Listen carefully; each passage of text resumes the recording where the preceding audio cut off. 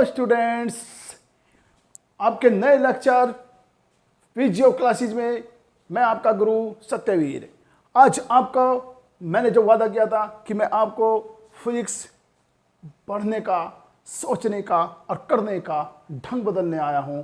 तो आज मैं आपको न्यूमेरिकल्स को करने का ढंग बदलने आया हूं, न्यूमेरिकल्स को सोच बदलने, न्यूमेरिकल की को करने की सोच बदलने का आपके सामने मैं एक बहुत ही बेहतरीन फॉर्मूला लेकर आया हूं। और आप बिल्कुल ध्यान से देखना और करना।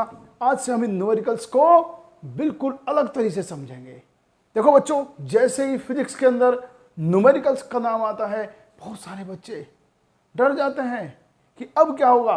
बहुत सारे बच्चे ओनली थ्योरी करना चाहते हैं, लेकिन न्यूमेरिकल्स नहीं करना चाहते। और मेरे प्यारे प्यारे बायो के बच्चे तो फिजिक्स में अगर डरते हैं तो सिर्फ न्यूमेरिकल्स से डरते हैं। लेकिन आज से हम इन न्यूमेरिकल्स से नहीं डरेंगे, बिकॉज आज से न्यूमेरिकल्स हमारे लिए प्रॉब्लम नहीं है। क्या नहीं है? प्रॉब्लम नहीं है। आज से मेरे प्यारे बच्चों, ये न्यूमेरिकल्स हमारे लिए पेशेंट है। क्या है हमारे लिए? पेशेंट है। और आप कौन हो बेटा? आप स्टूडेंट हो। यानी आज से जब भी आपको कोई न्यूमेरिकल दिखाई दे तो आप कहेंगे कि भैया पेशेंट आ गया। और आप कौन हो गए? डॉक्टर। और डॉक्टर अपने पेशेंट से तो बहुत आराम से पोलाइटली बात करता है, तो वैसे ही आप इस न्यूमेरिकल से बहुत ही प्यार से बात करेंगे, इनकी प्रॉब्लम सुनेंगे और फिर क्वेश्चन को करेंगे। तो उसके लिए फिजिक्स गुरु आपके लिए लेके आया एक बिल्कुल नया फॉर्मूला, GS फॉर्मूला, गुरु सत्यवीर फॉर्मूला। बेटा आप डॉक्टर हो, ये मरीज है, तो 5 स्टेप्स में आप इस फॉर्मूले को समझे। देखिए, GS फॉर्मूला याद रखना। आप डॉक्टर हो तो डॉक्टर क्या करता है? सबसे पहले देखता है सिम्टम्स। यानी ये जो पेशेंट आपके पास आया है, सबसे पहले आप इसे पूछेंगे कि आप में क्या क्या सिम्टम्स है। जब आपको आपके सिम्टम्स बिल्कुल अच्छी तरह मिल जाएंगे, फिर आप पता करेंगे कि इसको क्या डिसीज हुई है। सिम्टम्स आपको पता लग गए तो आप क्या पता करोगे कि क्या डिसीज हुई है। और जब आपको डिसीज पता लगी तो आप डॉक्टर हो, तो डॉक्टर क्या करता है? डॉक्टर लिखता है मेडिसिन। तो आप इस न्यूमेरिकल्स को, इस पेशेंट को मेडिसिन लिखोगे। और जब मेडिसिन लिख के देते हो तो फिर बताते भी तो हो भैया कि इसे खाओगे कैसे। तो फिर हाउ टू यूज, आपको इस मेडिसिन को यूज कैसा करना है वो आप इस न्यूमेरिकल्स को बताएंगे। और उसके बाद फाइनली अगर उसने यूज सही तरीके से किया तो आपका न्यूमेरिकल्स बिल्कुल ठीक हो जाएगा, ऑल राइट हो जाएगा। तो बेटा आज से आप SDM GS फॉर्मूला, SDM याद रखेंगे। कैसे इसको आप कन्वर्ट करने जा रहे हैं न्यूमेरिकल्स में। देखिए बेटा, जैसे मैंने आपको बताया कि आप इसके सिम्टम्स जानिए। तो सिम्टम्स मतलब आपका न्यूमेरिकल्स के अंदर जो गिवन वैल्यू होगी, न्यूमेरिकल्स के अंदर जो गिवन वैल्यू होगी वो इसके सिम्टम्स होंगे। क्या होंगे? सिम्टम्स। कौन सिम्टम्स होंगे? जो गिवन वैल्यू होगी। और इसकी डिसीज क्या होगी? इसकी डिसीज होगी जो इसकी फाइंड वैल्यू होगी। यानी हमें सिम्टम्स जानना है, यानी हमें गिवन वैल्यू जानना है। हमें डिसीज जानना है, यानी हमें फाइंड वैल्यू जानना है। और उसके बाद मेरे प्यारे बच्चों, जैसे डॉक्टर मेडिसिन लिखता है वैसे ही आप इसका मेडिसिन दोगे। और न्यूमेरिकल्स की मेडिसिन है फॉर्मूला। क्या है बेटा? Formula, FOR। तो आप इसको फॉर्मूला लिखेंगे। और जब बेटा फॉर्मूला लिखेंगे तो कैसे यूज करना है, कैसे करना है, कहाँ मल्टीप्लाई होनी है, कहाँ डिवाइड होना है, कैसे होना है, वो सब आपको बताएंगे कैलकुलेशन। यानी आप कैलकुलेशन करेंगे। अगर आपकी कैलकुलेशन सही हुई, आपके दवाई लेने का तरीका हो, आपका फॉर्मूला सही हो, आपकी मेडिसिन सही हुई, तो आपका आंसर आएगा। यानी तो आपका आंसर आएगा। अगर आप ऑल राइट हो जाओगे, आपका आंसर आएगा। यानी आप ये 5 स्टेप्स में आपका न्यूमेरिकल्स निकलेगा। और आपका न्यूमेरिकल्स आपके लिए आज से आपका पेशेंट है। आप डॉक्टर हो और पेशेंट से डरा नहीं करते। पेशेंट्स को तो आप ठीक करके भेजते हो, ऑल राइट करके भेजते हो। वो तो आप पे विश्वास कर रहा है कि मेरा डॉक्टर मुझे ठीक करेगा। तो मेरे प्यारे डॉक्टर्स, आइए अब करते हैं न्यूमेरिकल्स। एक एग्जाम्पल के तौर पर मैं आपको न्यूमेरिकल्स को करके दिखाता हूँ। न्यूमेरिकल्स वही है, फॉर्मूला वही है, बस मैंने आपकी सोच बदली है। इस न्यूमेरिकल्स को आज की प्रॉब्लम से आपका पेशेंट बनाया। तो देखिए मेरे प्यारे डॉक्टर्स, क्वेश्चंस, एग्जांपल्स। एक कॉम्ब ड्रॉन थ्रू पर्सन्स है। यार एक कॉम्ब है बेटा, और वो पर्सन्स के हेयर में आप घुमा रहे हो।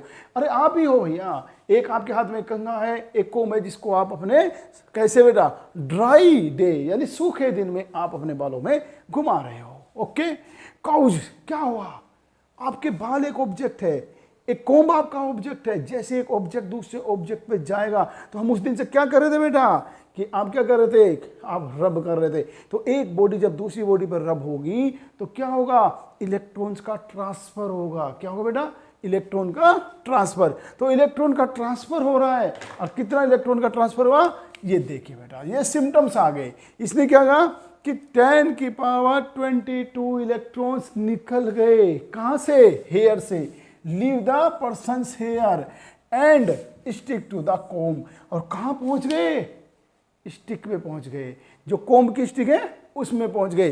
तो हमें इसकी डिसीज पता, हमें इसके सिम्टम्स पता लगे, हमें इसकी गिवन वैल्यू पता लगी। क्या पता लगे, कितने इलेक्ट्रॉन्स गए, 10 की पावर 22 इलेक्ट्रॉन्स ट्रांसफर हो गए। क्लियर। और हमें यह भी पता है कि जो इलेक्ट्रॉन्स होता है उसका चार्ज होता है 1.6 10 की पावर माइनस के 19 कूलम। ये ऑलरेडी पता होता है, ये आपको गिवन है। ओके, तो अब इसको बीमारी क्या हुई है भैया, इलेक्ट्रॉन जब निकलते हैं तो क्या बीमारी आ जाती है। आप तो डॉक्टर हो, आपको तो हमने पढ़ा रखा है पूरा, आप तो कंप्लीट किए हुए अपना कोर्स यहाँ तक का।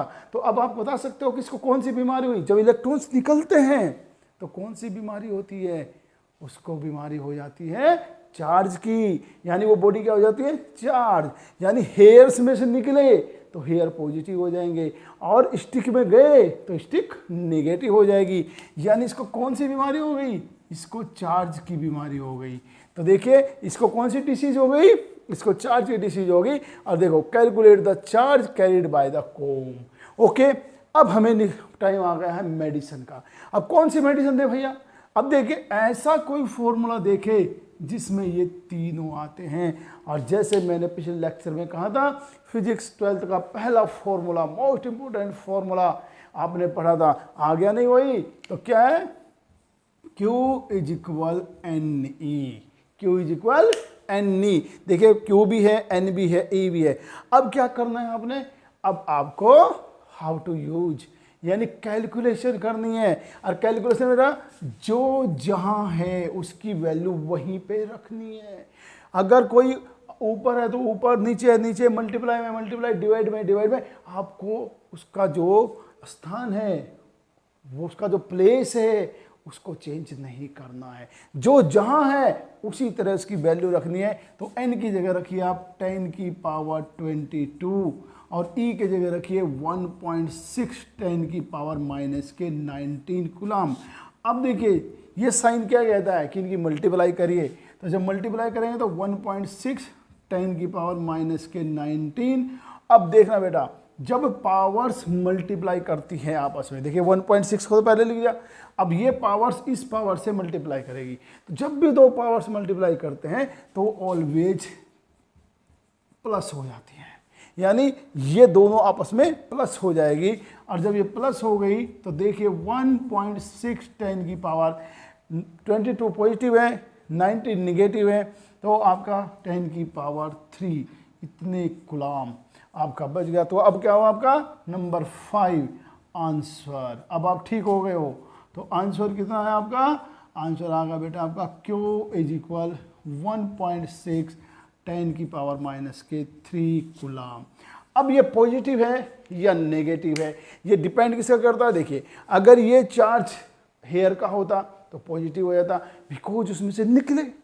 और ये किसका पूछ रहे हैं आपका, ये किसका पूछ रहे हैं बेटा, कैरिड बाय द कोम्ब। तो कोम्ब में पहुंचा इसलिए ये क्या होगा, ये नेगेटिव साइन होगा। यानी पॉजिटिव और नेगेटिव नेचर है, और वो नेचर सिर्फ इससे पता लगेगी कि उसमें इलेक्ट्रॉन्स आए हैं या क्या है। तो देखिए बेटा, आपका बिल्कुल पढ़ने का ढंग बदल चुका है। आज से आप न्यूमेरिकल्स को पेशेंट समझना शुरू कर देंगे। और अब ये पेशेंट एक आया आपके पास, इसका इलाज आपने कर दिया तो दूसरे पेशेंट भेजेगा भैया, रुकेगा थोड़ी। अब नेक्स्ट पेशेंट, नेक्स्ट न्यूमेरिकल आपके सामने।